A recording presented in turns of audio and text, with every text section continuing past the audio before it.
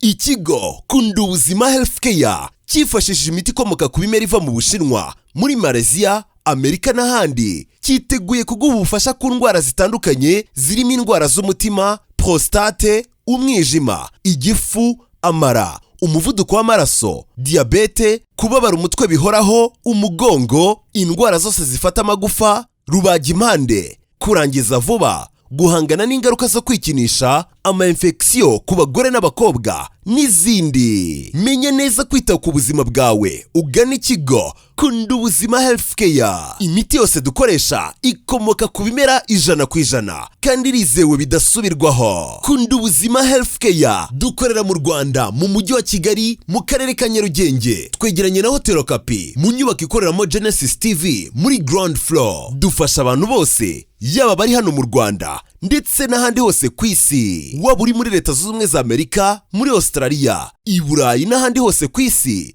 turagufasha kukugezaho iyi miti ikomoka ku bimera dukoresheje uburyo bw'iposta na DHL. Indege ya Rwandair irabikugezaho mu buryo bwihuse. Ku bindi bisobanuro, duhamagare cyangwa utwandikire kuri WhatsApp kuri nimero 07 85 68 66 42. Ushobora no gusura urubuga rwacu rwa interinete ari rwo wa@kundubuzima.rw cyangwa ukadusura kuri YouTube channel yacu wandika Kunda Ubuzima Healthcare. Mu kigo Kunda Ubuzima Healthcare, kwita ku buzima bwawe niyo ntego yacu. Bakunze b'ikigo Kunda Ubuzima Healthcare, turabasuhuje, tubahaye ikaze.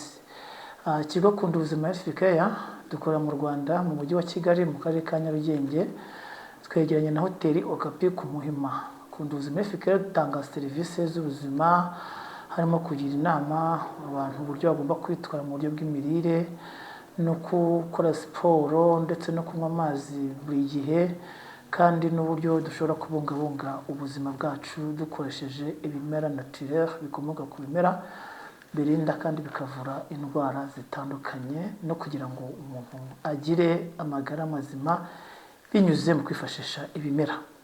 Hello, ikigo Kunda Ubuzima Healthcare hagize uwadukenera duhamagara kuri 0785 866 Website yacu ni wa3kundubuzima.rw. YouTube channel ni Kunda Ubuzima Healthcare, kuri Facebook ni Kunda Ubuzima Healthcare, kuri TikTok ni Kunda Ubuzima Healthcare.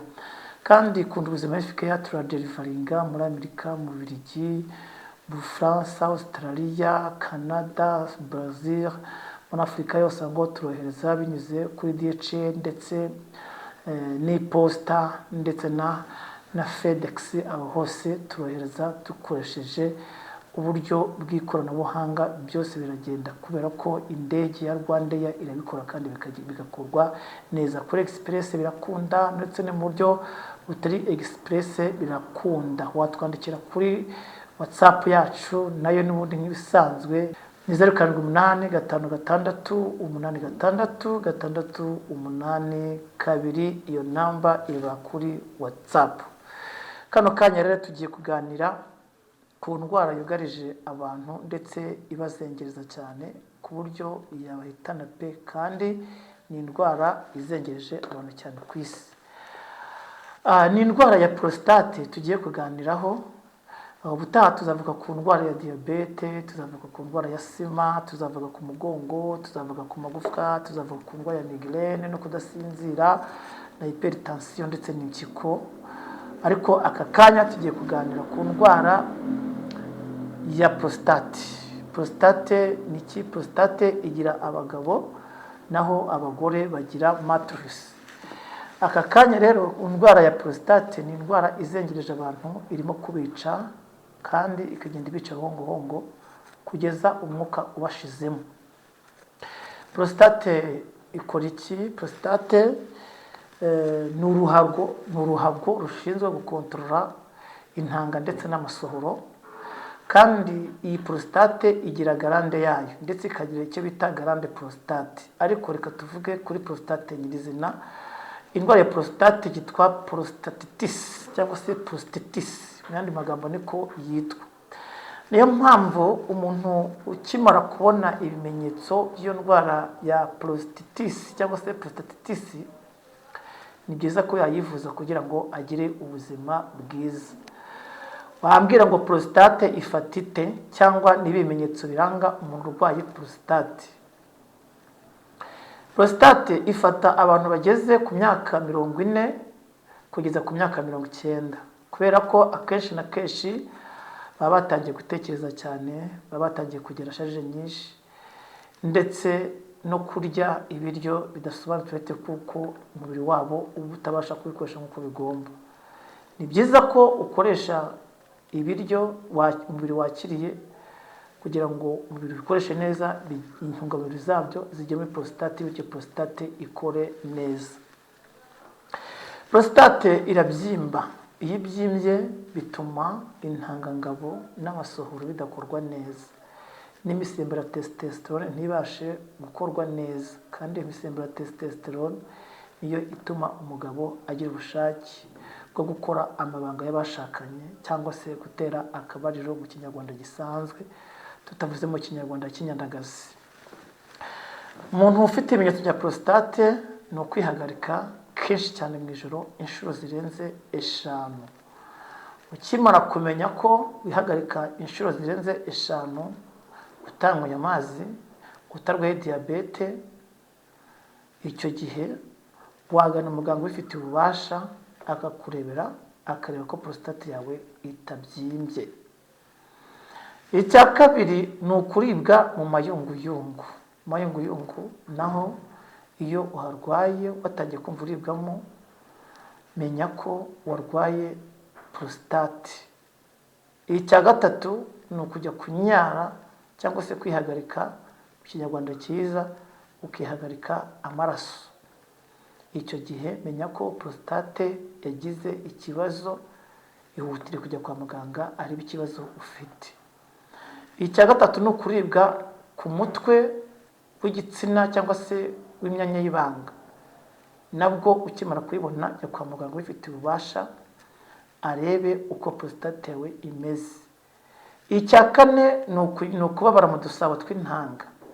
Udusabo tw'intanga mu kinyarwanda cyiza batwita amabya, kugira ngo wenda umuntu abisobanukirwe kuko abatazi udusabo tw'intanga icyo ari cyo. Udusabo tw'intanga rero twatangiye kubyimba, hajemo ububyaryate tugashyuhirana, icyo gihe wajya kwa muganga akareba ikibazo ufite, nyuma noneho tukabona kugufasha, tukwandikira inyunganiramirire kugira ngo zijye gusapotinga prostate yawe. Icya kane ni ukujya mu mabanga y'abashakanye, ukagira ikibazo cyo kurangiza vuba cyangwa se ugacikiriza. Nabwo ukimara kubona ko ari uko bimeze, ugakontorora ugasanga ntabwo wikinishije, ugakontorora ugasanga ntabwo wota umuriro, ugakontorora ugasanga ntabwo ujya muri sauna bya buri gihe, ugakontorora ugasanga ntabwo unywa amata ya buri gihe, buri munsi, wajya kwa muganga ufite ububasha akareba ikibazo ufite, then noneho ukabona kuza mu kigo Kunda Ubuzima Health Care, tukagufasha, tukaguha produit naturel zirinda kandi zikavura indwara ya prostate. Rero prostate ni indwara mbi cyane ku bagabo, kuko umugabo uyirwaye agira stress.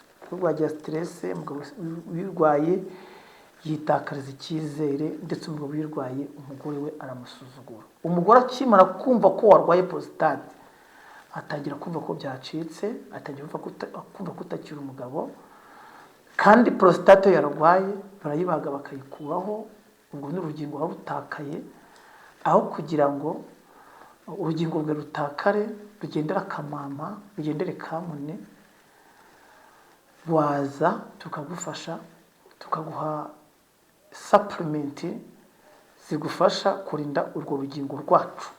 Mpamvu uvuze ngo ni urugingo rwacu nuko ari urugingo rw'abagabo, ntabwo ndugushyiraho kuko nanjye ndarufite.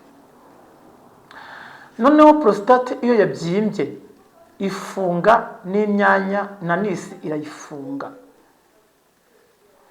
Nshuti yanjye nkunda, nkugiriye inama, waza mu kigo Kunda Ubuzima Health Care, ariko wamanje guca kwa muganga ufite ububasha, ushobora guca ku mwirologe akareba sisiteme yawe ukuntu imeze, yamara kwireba tukagufasha. Kandi umwirologiste yamaje kubona ko imisemburo ya testosterone yagabanyutse, intangangabo zaragabanyutse, ibyo bita spermatozoid n'ibyo bita sperme, ibyo bita amasohoro, ndetse n'ibyo bita androgene, icyo gihe n'imisemburo ya gonadotropine bibaye byiza, nuko wagana muganga ufite ububasha gukora consultation. Akimara kukonsulta nawe hari imiti yaguha, kuko izi supplement naturelle ntabwo zikuraho kutakoresha imiti yo kwa muganga, ntabwo zijyana interaction n'imiti yo kwa muganga, kuko ni supplement gusa. Icyo ifasha irimo des éléments nutritifs, intungamubiri n'amapolysaccharide, ibyo bita vitamine B complex na vitamine C, minerals, protein, vitamines, acide amino acid cyangwa se acide amine mu gifaransa, n'ibyo bita vitamines. Icyo gihe umubiri ubikeneye. Rero hari igihe urya amafunguro ariko ukibagirwa ubugingo rwa prostate ko ugomba kurufasha. Mu gufasha urugingo rwa prostate no gufasha muri izo vitamines nkubwiye, harimo gufata ibyo bita amino acide no gufata proteine, vitamine na minerals. Umugabo ugeze ku myaka 35 gusubiza hejuru aba akeneye zinc, kandi zinc iri bife prostate, irayoza ikayitunganya. Ubwo rero umuntu wese wumva akeneye gukoresha izi supplement zacu, iyi ni Cordyceps militaris capsule ndetse n'iyi ginseng american, izi supplement izinyunganiramirire zifasha prostate kongera gukora neza.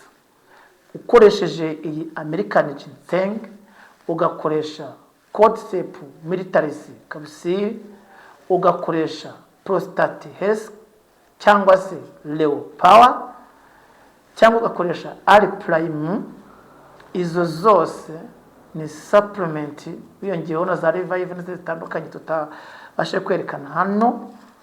Izi zizamura immunite ku rwego rwa 300%, zikuraho inflammation, zigakuraho ibyo bita antibacteria na antifungus, antidurel, antibiotic naturel. Ku bantu bazi igihingwa cyitwa Cordyceps, nicyo kivaho indi miti yitwa Cold Cap. Ndetse imbaraga z'umugabo ziva ku bihaha no ku mpyiko.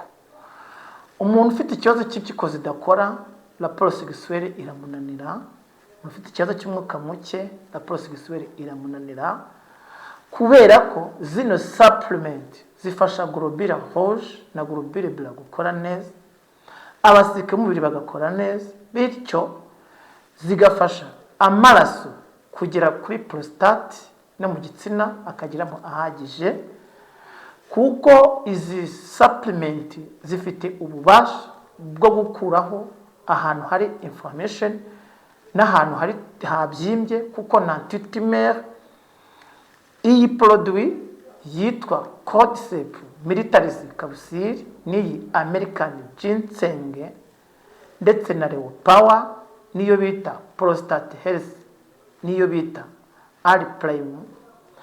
Izi produit ndi kubabwira ni nziza mu kubyimbura prostate yabyimbye, ni nziza mu kongera imisemburo ya testosterone, ni nziza zongera intangangabo, ibyo bita spermatozoid, zongera sperme, ibyo bita amasohoro, ndetse bigatuma umubiri ugira ubwirinzi kubera bakoresheje izi supplement.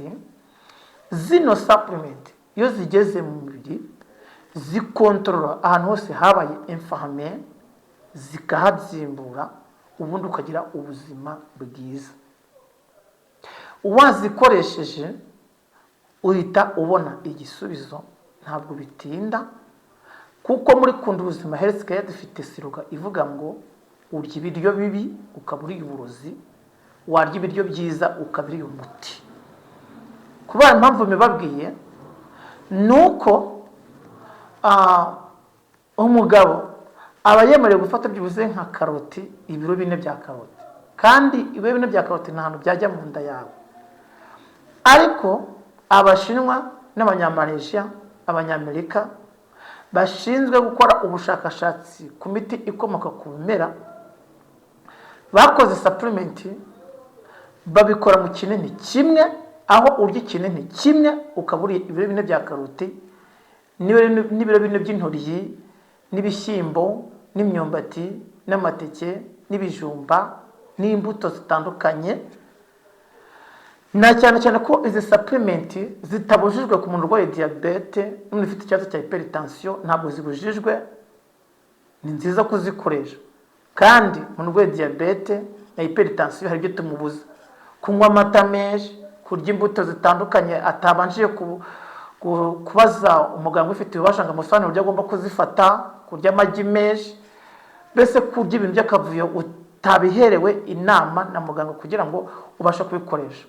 Mu gihe ufite dute, urwaye prostate, ufite diabete, ufite hypertension, ufite indwara zitandukanye ziri chronic disease, wagana Kunda Ubuzima Health Care cyangwa ukagana umuganga ufite ububasha akagufasha akakugira inama y'uburyo ugomba kubitwara. Kuko izi supplement zigufasha kuzamura immunite, kurinda uturemangingo twita cells serire, kandi hano tuya n'icyo bita nicotinamide.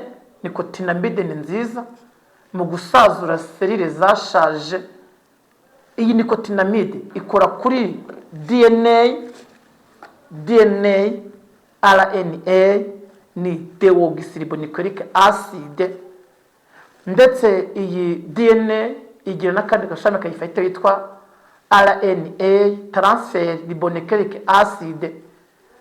Iyi nicotinamide ifasha kuri division cellulaire. Ni byiza uyikoresheje kuko ijya gufasha cell division. Ni byiza ko umubiri wawe ukora neza. Nababwiye ngo za polysaccharide, vitamins, vitamin B complex, B1, B2, B3, B4, B6, B9, B12, izo zose ni nziza zifasha umubiri gukora neza. Izi supplement zigira compound za DNA, harimo za isoleucine, za histidine n'izindi zitandukanye. Izo compound za DNA zifasha enzyme gukora neza, kuko yagiye ukeneye ko enzyme icuma umubiri wawe nayo igateza, iyo utayifite igateza ikibazo mu maraso cyangwa se mu gutuma umutima udakora neza. Ni byiza rero ko gukoresha izi supplement zijya gufasha uturemangingo tugize umubiri gukora neza, ari two bita cells cyangwa se cellule mu Gifaransa, cyongezo bita cells.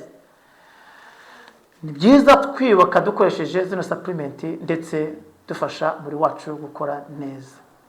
Kuko umuntu urwaye prostate ariheba, agira depression, agira agahinda gakabije, yumva ko nta hari, yitakaza icyizere, n'imibonano akayikora nabi, rimwe na rimwe n'ujya kuyikora akababara, akabyihorera, ndetse n'igitsina kikaba gito, bitewe ko prostate ifite ikibazo, imisemburo ari ntayo, umubiri nta bwirinzi ufite, uribwa cyane.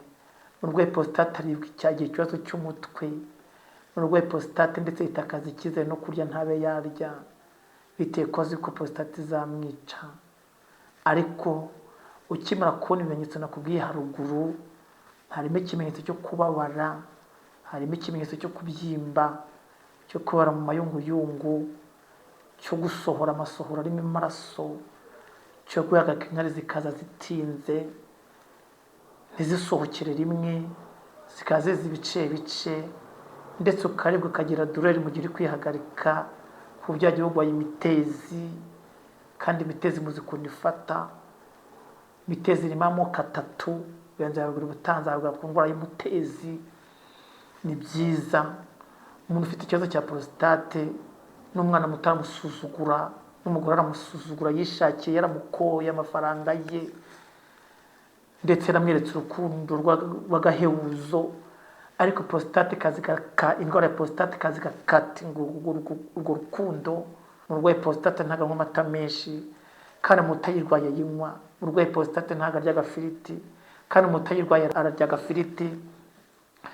Umurwayi prostate ntago arya umureti, kandi umutarwaye prostate umureti arawurya. Mbese prostate tugukura ku bintu byinshi, tugutegeka kunywa amazi menshi bitewe kuba yurwaye. Ni byiza ko waza kwa muganga utararwara, utagira ikibazo kikumenasa, ngwino kwa muganga tugufashe. Jya kuri ivuriro rikwegereye, ujye ku mwirologiste akurebere ko prostate ifite ikibazo. Musanze agifite ashobora kukugira inama y'ibyo wakoresha, ariko ni byiza gukoresha inyunganiramirire naturelle zikomoka ku bimera, kandi ubushakashatsi bugaragaza ko kunywa nanone imiti ya prostate ari ukuyinywa forever. Biba byiza bifite regime tuguha y'ibikomoka ku bimera ukajya kurya, naho twayigukorera. Wagera aho dukorera hano mu karere ka Nyarugenge mu mujyi wa Kigali, nk'ikigo Kunda Ubuzima Healthcare turi hafi na hoteli Okapi, twegeranye na hoteli Okapi mu nyubako ikoramo Genesis TV muri ground floor. Aho iyo uhageze aho ngo kuri Okapi ubona ahantu hari akazu ka MTN, urakegera ukareba inyuma yako ubona ahantu handitse ikigo Kunda Ubuzima Healthcare. Turiranga tukagufasha, tukaguha serivisi nziza, ubundi ukagira ubuzima bwiza. Wirya ibintu bipfe kuboneka byose, ibintu byo mu nganda, utabajije muganga ufite ububasha. Ikintu cyose manza ushaka amakuru, umanza ikoreho ubushakashatsi mbere y'uko kirya, kuko ikirere cyarahumanye, isi yarahumanye. Ni byiza ko wegera umutekinisiye akagufasha kugira ngo ugire ubuzima bwiza. Mpamvu ndi kubivuga mbabaye ni ukunze abantu prostate iba yaravuyemo, barwaye prostate yarabazengereje bitewe no kutamenya igihe bayifatiwe. Wijya mu murimo ngo uhinge wizere ko ibintu byakemutse, wijya mu kazi ngo ukore akazi kawe wizere ko ibintu byakemutse, kuko prostate ntawe utinya. Nijoro nabonye n'umwana muto urwaye prostate atarazana umugore w'imyaka 15, harajemo fluid, itarajemo amashyira muri prostate. Hari n'indwara yaje ubu ngubu yo kugira amashyira mu magufwa, ugasanga umuntu arwaye amagufwa atazi ko afitemo amashyira kubera kubura minerals, vitamins, proteins, amino acide. Ni byiza ko uza tukagufasha. Umuntu ufite hepatite B na C, hari supplement zifasha ku mwijima, zigatuma umwijima ugira imbaraga, ugakora energy, ugasokereta, ukadetoxifia, ndetse umwijima ukabasha gukora kubika intungamubiri, kuko umwijima ugirana isano n'impindura ari bita pancreas. Rero wikwiheba, nta biracika, ntabwo byarangiye. Ubuzima bwa Imana iracyaburinze, buracyafitwe n'Imana mu biganza byayo. Ngwino tuguhe supplement ugire ubuzima bwiza. Rero udukeneye waduhamagara kuri 078 556 86 682. Web yacu ni Kunda Ubuzima, ni wa kundubuzima.rw. Nanjye bisubiremo, web yacu ni wa kundubuzima.rw. YouTube channel yacu ni Kunda Ubuzima Healthcare. Kuri Facebook, kuri TikTok, Instagram ni Kunda Ubuzima Healthcare. Turadelivaringa muri Amerika, mu Budage, mu Bubiligi dukoresheje DHL ndetse ni Posta na FedEx. Izo company zose zirabizana Rwandair ibikugeza ku muryango aho uri. Kandi igiteye kuri ibyo ngibyo nuko kubyohereza biri free. Ibyiza rero mwaza tukabafasha, tukaba serivisi nziza. Murakoze. Muri Kunda Ubuzima Healthcare tubifashisha n'ihirwe, kandi abarwaye murwara ubukira.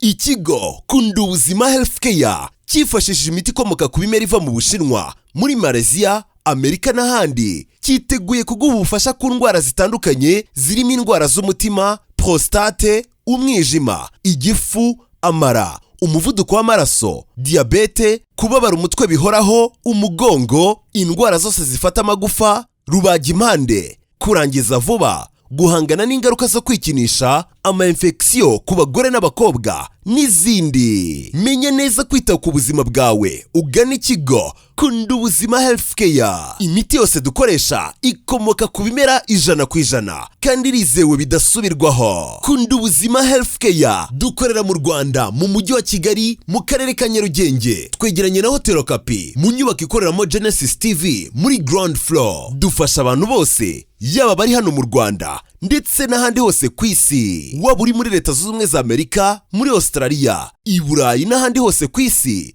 turagufasha kukugezaho iyi miti ikomoka ku bimera dukoresheje uburyo bw'iposta na DHL. Indege ya Rwandair irabikugezaho mu buryo bwihuse. Ku bindi bisobanuro duhamagare cyangwa utwandikire kuri WhatsApp kuri nimero 07 85 68 66 42. Ushobora no gusura urubuga rwacu rwa interinete ari rwo wa3.kundubuzima.rw cyangwa ukadusura kuri YouTube channel yacu wandika Kunda Ubuzima Healthcare. Mu kigo Kunda Ubuzima Healthcare, kwita ku buzima bwawe niyo ntego yacu.